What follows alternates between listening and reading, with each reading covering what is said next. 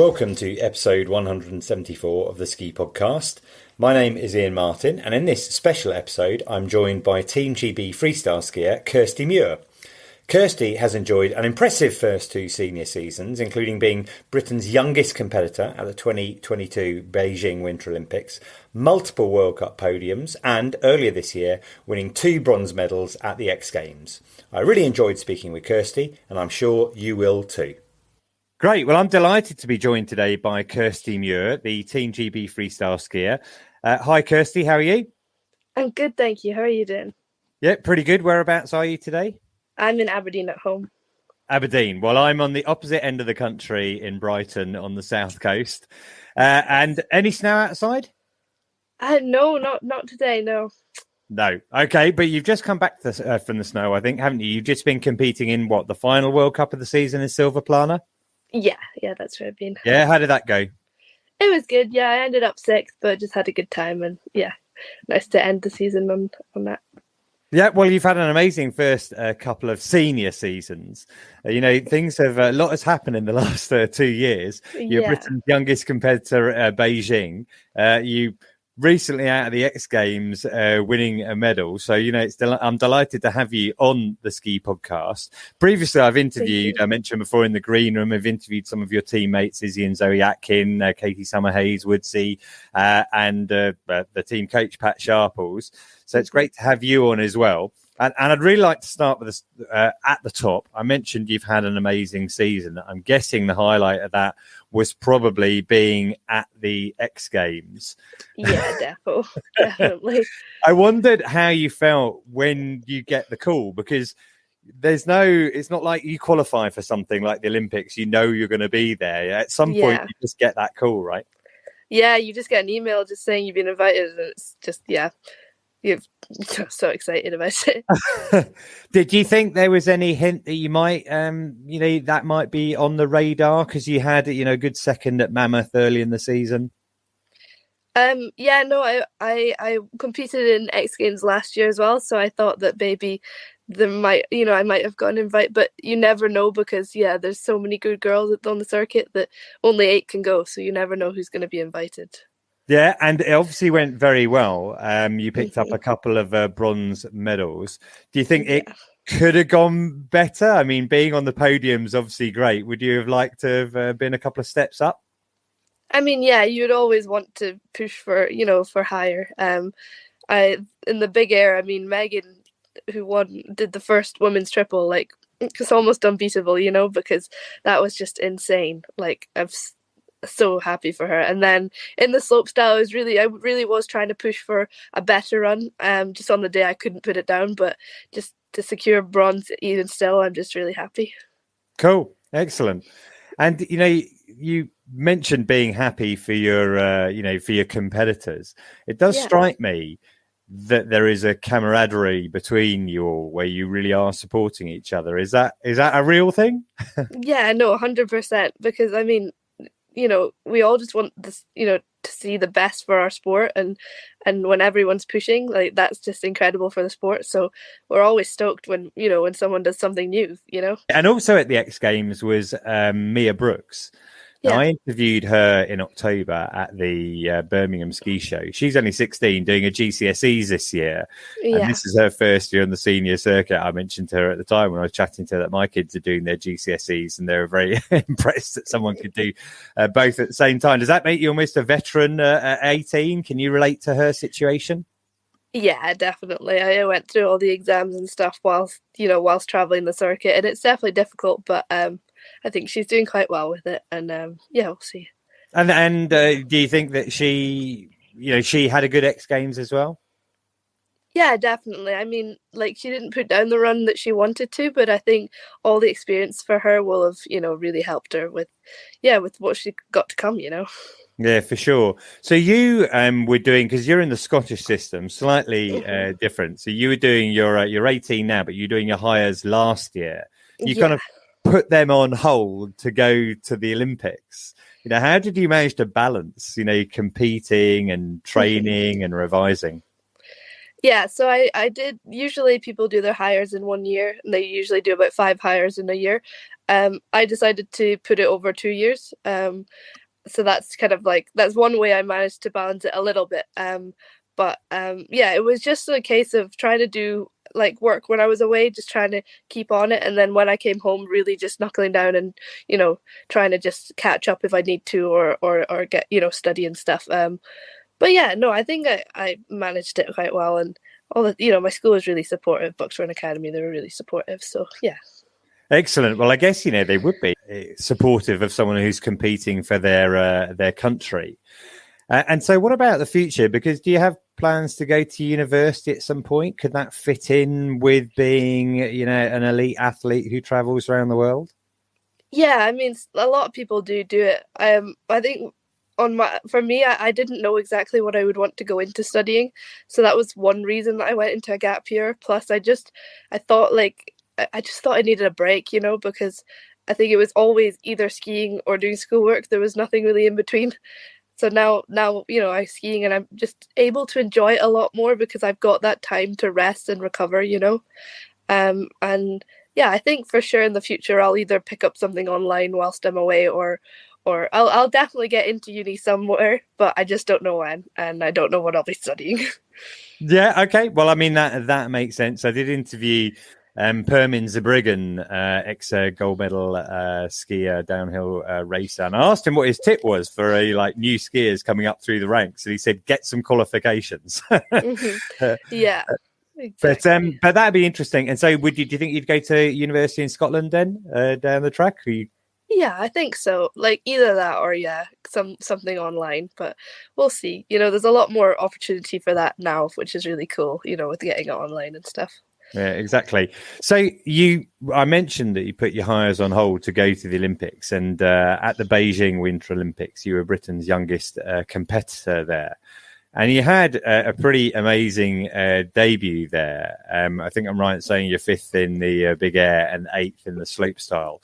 Now, at 17 years old, that sounds pretty good to me. But I think I read somewhere that you were disappointed with that. I was really, really stoked with the big air because I was the tricks that I did, that was like the best I could do them. So yeah, I was really happy with the big air. And the slopestyle, I was a little disappointed just because I knew I had more and I just couldn't put it down. But either way, just the experience itself was just incredible. And is anything that stands out to you as a highlight? Was it taking part, or the opening or closing ceremonies, or? I mean, yeah, the opening ceremony was pretty incredible. No, I just think the big air was my highlight. Just everything like around it, and like just the atmosphere. And as I say, I was happy with how I was skiing, and like I was just overcome with like every emotion after competing. And yeah, I think just the big air, all of it was my favorite. Yeah, I bet it was. I mean, it was a pretty amazing location. Because if I recall correctly, it's in the middle of a town with no snow around it anywhere. Is that right? Yeah, literally. It was like kind of the big air was situated kind of in an old industrial kind of site. And it was, pretty crazy. But I guess, when you're at the top there, you're probably not really looking at the views. You're more like focusing on everything else and trying to block everything else around you. Yeah, no, when we first went up for training, we were like in awe of the view. But then when you're actually competing, you don't really look around. And so when you're out there, I guess you're staying in the Olympic Village. Does it work out? Are you in a share with someone? Are you sharing a room during the Olympics? Who are you sharing with? Well, in the end, I didn't actually end up sharing. Because I was sharing an apartment with like Katie Summerhays when we went down to the big air, but I wasn't sharing a room. And then in the other accommodation, it's just like it is just rooms. And then so I was supposed to share with Zoe Atkin, and that didn't end up happening because Izzy came, so Zoe stayed with Izzy. So I had a nice room to myself. Right, bargain. And I think when you go to the Olympics, you end up getting a lot of, I want to call them, freebies. You might call them mementos. Did you pick up anything special there? Yeah, the mascot Bing Dwen Dwen. I got a little mascot of him, and then just I don't know, just random things like pillows and random things. Yeah. Yeah. What about the COVID restrictions? Because it was pretty intense, is my understanding, in terms of the rules and how it all worked. You know, they really wanted to make sure that everyone was going to be able to compete. Did you find that difficult at all? Well, I mean, it was really crazy the last like month before. Like it was started just like I think I don't know if it was like maybe a month and a half out you had to do a test, then maybe 2 weeks later you had to do a test, and then pretty much like I can't remember when from, like you pretty much had to do a test every day, and some of them proper get sent off to like, you know, places like pretty important places and stuff. Yeah, and then like before we flew we had to get a test. As soon as we landed we were tested, and then every single day there, every morning before breakfast there was a stand that you had to get it shoved up your nose. So yeah, it was right. really Okay. lovely. Did that bring in, you know, an extra element of uncertainty? Because you had a lot of things to think about anyway. You kind of be concerned about that as well. I mean, yeah, like we got there about a week before we started skiing, just with how the chartered flights kind of needed to work. So basically, as soon as we got there, like I got I got cold and stuff, like, and I was not feeling well that whole week. Yep. And obviously, like as soon as I started feeling it, I was like, wait, what if this is COVID? And then got tested, it wasn't and stuff. But it just stressed you out a little bit, you know, because you never know where you can get it from, you know. Yeah, for sure. So yeah, that was pretty stressful. Yeah, but I mean, I guess in some respects, although maybe it wasn't with those circumstances, it wasn't your first Olympics, because you had been to the World Youth Olympics before, where you won a silver there. Did that help at all with, you know, potential nerves, knowing that in terms of your peers, you kind of competed right at that level before? I mean, yeah, like definitely, like it helped out a bit. I mean, the Olympics is still like a big step up compared, but yeah, I think it made like a few bits kind of quite familiar, you know. But at the same time, the Olympics was just a complete different experience too, you know. And I think the bigger thing was more that I had like some teammates that had already experienced it and stuff, and I could just kind of tag along, and they made me feel like quite safe, you know. And yeah, I don't know. I think the Youth Olympics was a great experience, but yeah, the Olympics was just completely different. Different scale. Who were the teammates that you mainly hung out with who were like easing you through it then? Yeah, like Katie Summerhays, pretty much mostly. I was just hanging out with Katie a lot. Yeah. So Pat Sharples, who I mentioned in the kind of green room before we started chatting, I've known him for a very long time. There's an interview on the Ski Podcast backlist that people can listen to if they want to hear that chat. I first met him out in Courchevel, I don't know, 20 to 25 years ago, something like that. Yeah. But we used to do an event at the Birmingham Ski Show one year where we had a dry slope there, a quarter pipe.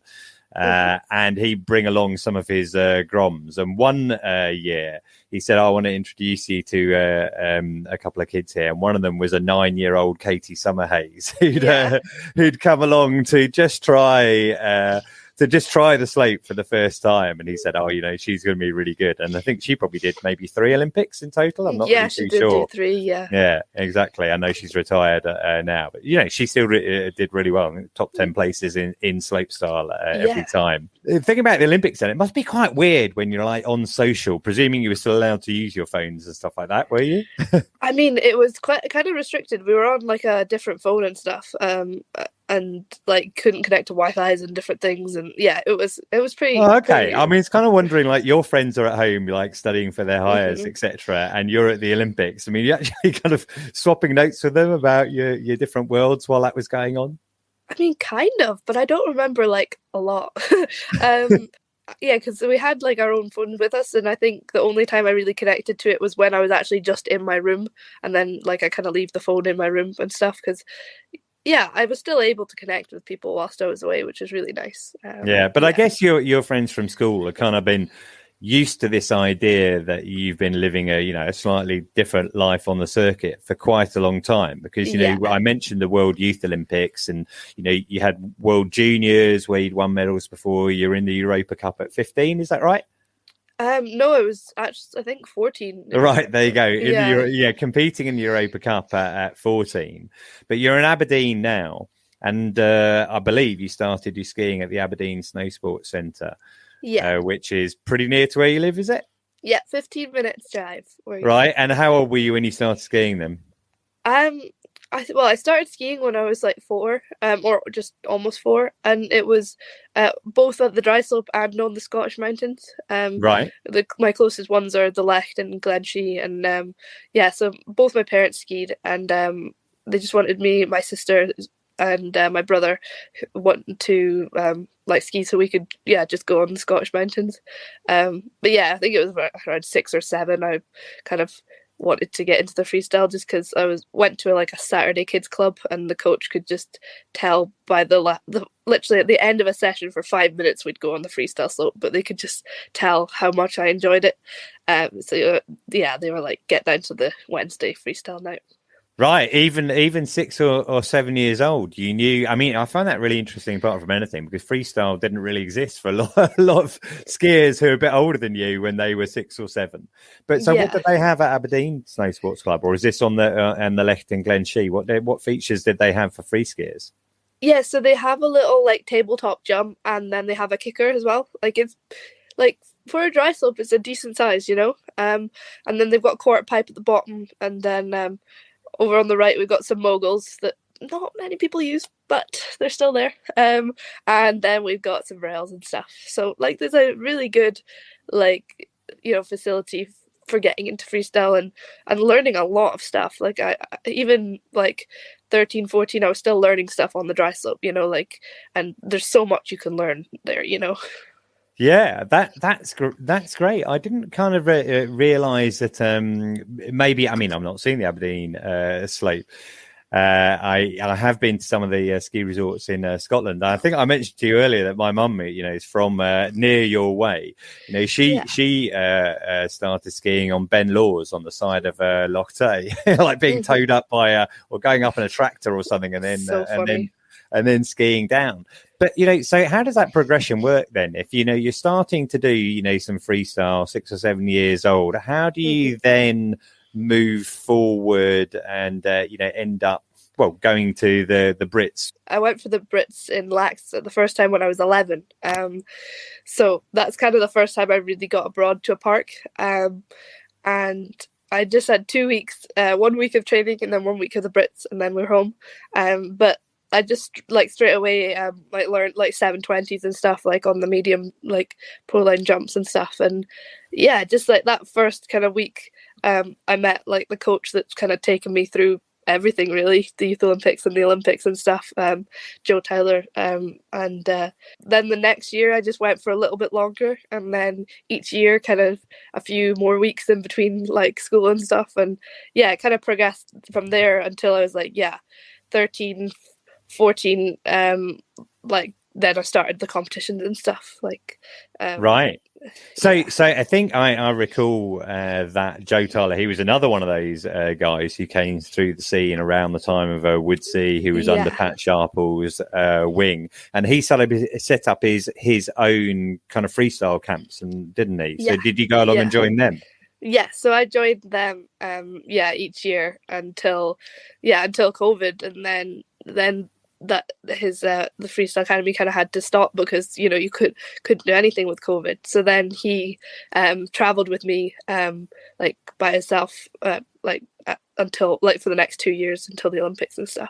Yeah, but so in between, you said you did your first Brits when you were 11. By the age of 14, you were winning the competition, right? Yeah, I think 13 I won the big air slopestyle and half pipe all the same event. And then I think one of the next competitions was in New Zealand, the Junior Worlds, when I was 14. So that was pretty cool to go down there. So going to New Zealand and traveling around Europe and competing, that costs quite a lot of money, right? Mm-hmm. So you come under Team GB, you obviously get money from them, but it must be quite hard to kind of fund everything when you're doing that. Yeah, at 14, I can't remember exactly when I started getting support from the GB team, but it was near me in Inverurie. There's an Inverurie Youth Sports Foundation, and they do some really good work for getting young athletes the support they need for doing the sports that they want to do and stuff. So they really supported me for like 3-4 years up until the Olympics. And without them, I definitely would not be where I am. They supported me so much.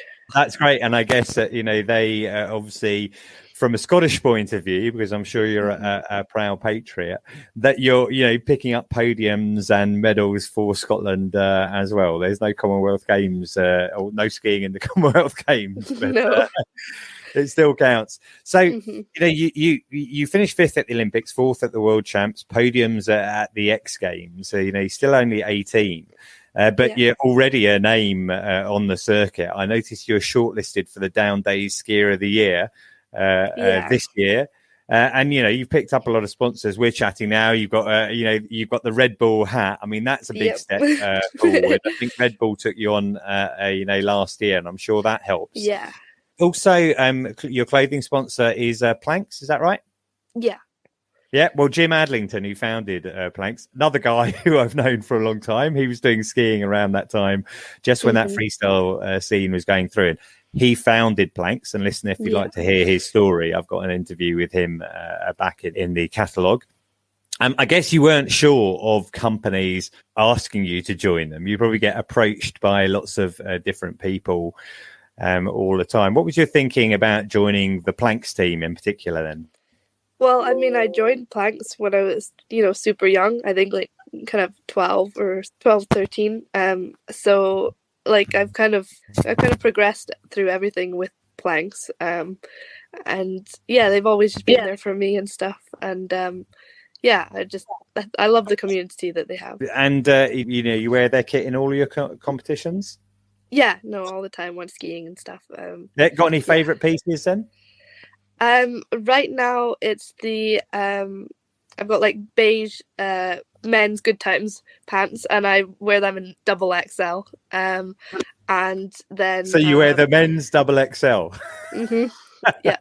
Yep. And then the men's like Overstoke or men's anorak. Also in like a blue beige color. I love it. So much. Are they Woodsy signature items? No, but I do have his hoodie and his t-shirt that I like to wear. Yeah, okay, because that doesn't surprise me, because I also noticed somewhere, like, I mentioned I've met, Woodsy right back in the day, but when you're at school, you did a project at one point, a school project, and the focus was James Wood's free skier, right? Yeah, that was an S1 when I was 12. We had to pick a sports person that we looked up to make a little pamphlet on. So I did it on Woodsy. And that is such an amazing story, because, you're doing that then. And obviously, now I think, well, at Beijing, etc., you're competing at the same events as him. It's amazing how quickly things can change, right? Yeah, no, pretty crazy. Yeah, I didn't think at 12 that I would be competing with him on the same team and stuff. But yeah. Did you ask for his autograph first time you met him? No, but I definitely have a few funny photos of that I asked for some photos. Cool. So what's coming up next for you then? Are you heading back to the Southern Hemisphere this summer for us? Yeah, so I'm heading out back to Europe for kind of another month of skiing. Like I'm got like 10 days training with the team in Italy, and then I'm going to Sweden for a rail event, and then maybe Mammoth in America for another like 10 days. So I've still got quite a lot going on this winter, even though it seems like it's coming to the end, but I've still got a bit more. And then I really want to go to New Zealand and Australia this summer. Like I haven't been since I was 14, and I really want to go so I can actually ski and stay somewhere for a bit longer than just a week, because we're traveling around so much during the winter. Like it'll kind of maybe feel a bit more like a season, So I understand, like, obviously the amount of snow they've had in California this winter, Mammoth will certainly be open into July, I should think. So you're not going to have any issues there. If you've seen in the pictures, it's ridiculous. Skiing down under. So would you base yourself in somewhere like Wanaka or Queenstown? Yeah, I definitely base myself in Wanaka, just because so close to Cadrona, which is like the the main park and stuff. But I think the team might do some training in Australia or something, but so I can fly over for that. But other than that, I'm gonna just go and go with some friends and stuff, and just go and have some fun and go ski for the season. Yeah, cool. Well, that sounds fantastic. You know, I've hung out in Wanaka in summer and in winter, and it's a brilliant place. Reminds me quite a lot of Chamonix, quite near to Queenstown as well. But I'm sure you'll have a brilliant time there. Right, got one more question for you then, Kirsty, before we finish. Big air or slopestyle? You actually do both of them.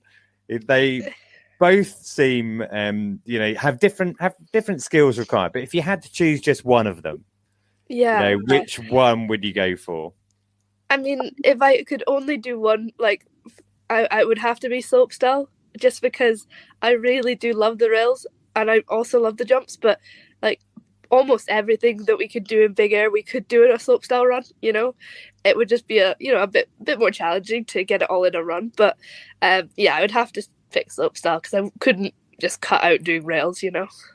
Excellent. Well, that's brilliant. I've really enjoyed chatting with you, and I want to wish you all, an amazing career so far. I wish you all the best for the future, wherever that takes you. We'll be following you on the Ski Podcast. So thanks very much for your time. Oh, no, thank you for yours. And lovely to speak to you. So I hope you enjoyed that interview with Kirsty. Don't forget we have over 170 episodes of the Ski Podcast to catch up with, so make sure you subscribe so you never miss an episode. Otherwise, I'd like to thank Kirsty for her time, and listener, thank you for listening, and until next time, goodbye.